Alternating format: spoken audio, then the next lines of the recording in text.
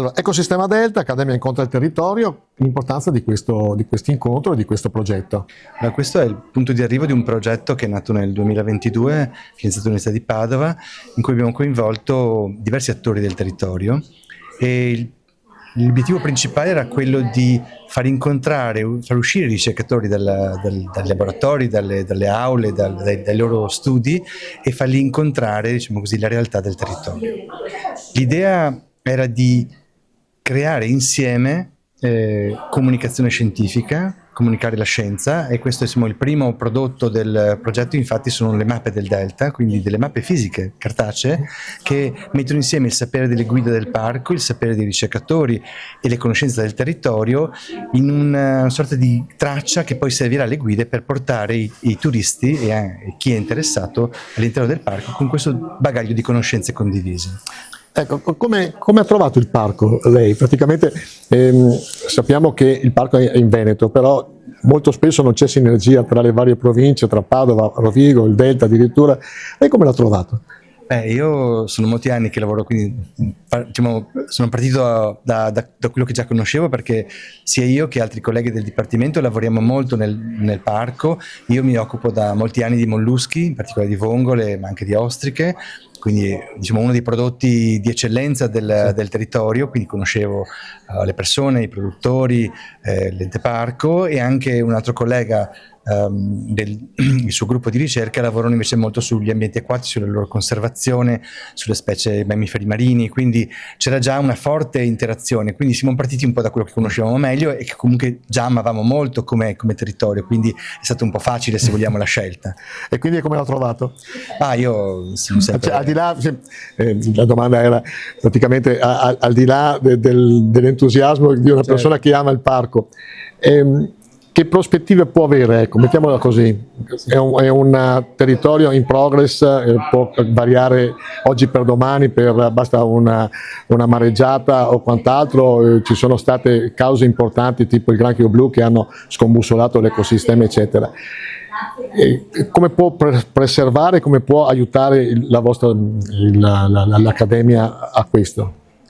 Allora, naturalmente noi non possiamo fermare le mareggiate, nemmeno risolvere problemi di cambiamenti climatici. Quello che possiamo fare però è aiutare nell'adattamento delle produzioni, ad esempio, sia quelle agricole che quelle acquicole, a questo tipo di eventi. Ad esempio, io sono direttamente coinvolto in una serie di progetti in cui stiamo cercando di far adattare, ad esempio, le vongole, le ostriche alle i progressivi cambiamenti climatici, quindi aumento della salinità o improvvisa caduta della salinità quando ci sono queste precipitazioni straordinarie, oppure la predazione, un progetto molto importante, appena partito a febbraio scorso, finanziato dalla Regione Veneto, ma soprattutto che ha fatto mettere insieme, in cui anche un po' questo progetto ha guidato quest'idea di fare squadra, quindi mettere insieme il territorio, i produttori, le loro associazioni, i pescatori, le due università coinvolte sulla parte acqua, quindi l'Università di Padova, l'Università di Ca' Foscari di Venezia,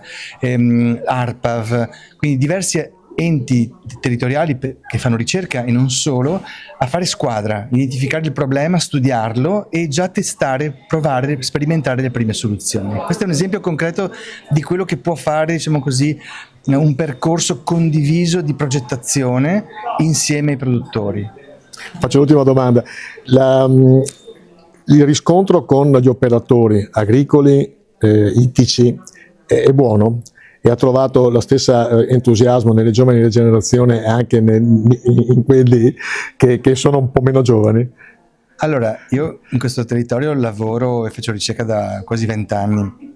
Sicuramente le nuove generazioni sono più aperte e quindi meno spaventate anche dal mondo della ricerca, che sicuramente ha fatto i suoi errori e le sue colpe, però vedo anche in chi è più maturo, chi ha più esperienza, certamente uno sguardo e una visione più aperta rispetto alla collaborazione tra ricerca. Penso che un po' abbiamo fatto noi, smettendo un po' le vesti paludate dei professori e scendendo sul territorio, e credo che anche ci sia una maggiore consapevolezza da parte dei produttori, di chi insomma un territorio lo vive e anche lo soffre qualche volta, che la ricerca non è qualcosa di lontano, è qualcosa che può essere di aiuto ai loro problemi quotidiani.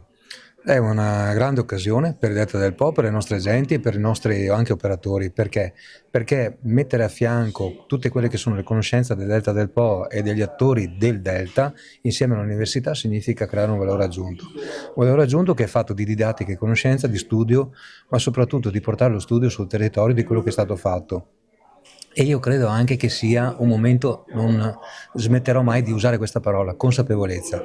Dobbiamo creare quella consapevolezza nelle nostre genti, nel nostro territorio, che sia talmente incisiva che la gente ha la tranquillità e che veda anche l'opportunità, dei passi avanti che possiamo fare, di quello che possiamo mettere in atto, di quello che è il futuro per l'offerta turistica, soprattutto sotto il punto di vista balneare da una parte, ma nell'entroterra con l'enogastronomia. Ecco, al di là dei pionieri che hanno affrontato per primi più o meno alla fine degli anni 70 il Delta, oggi tra i relatori c'erano 3 giovani imprese e quindi il cambio generazionale sta avvenendo, e come lo vede lei questa evoluzione? La nostra chiave di lettura, la nostra salvezza, la nostra chiave di lettura, perché vedere nuove generazioni che si impegnano, che vogliono costruire un'attività che qualsiasi essa che sia, ma che sia correlata e collegata al territorio, io credo che sia una grande opportunità anche per noi, perché noi non possiamo ingessarsi sulle generazioni precedenti, sulle esperienze precedenti e su quello che è stato fatto in precedenza. Il mondo evolve, corre velocemente, anche le nuove generazioni hanno qualcosa da insegnare a noi. Loro sono alle prime armi, ma come stanno parlando, come si stanno muovendo, non sono alle prime armi. Spesso sono loro i nuovi che ci stanno insegnando qualcosa per aggiustare anche noi il tiro per poter proseguire bene. Ecco, l'ultima domanda: il Delta è un territorio in progress. Purtroppo, abbiamo parlato prima con l'organizzatore di questo evento, una mareggiata potrebbe scombussolare e sconvolgere. Voi Parco come vi state muovendo anche per prevenire, se possibile, certi effetti negativi del clima, certi effetti negativi delle specie aliene che potrebbero invadere, come il granchio blu per esempio? Noi dobbiamo camminare a pari passo con il Consorzio Bonifica da una parte, con il Genio Civile, con l'Università, proprio per far fronte a tutti questi temi che lei ha accennato adesso, che sono temi attuali. Vedi il discorso dei cambiamenti climatici, vedi il problema del granchio blu, vedi il problema del cuneo salino, quindi sono argomenti oggettivi che noi dobbiamo confrontarci tutti i giorni, quindi lavorare a 4 a 6 mani addirittura con l'Università di Padova, io credo che sia un valore aggiunto per poter avere sul tavolo la conoscenza attuale.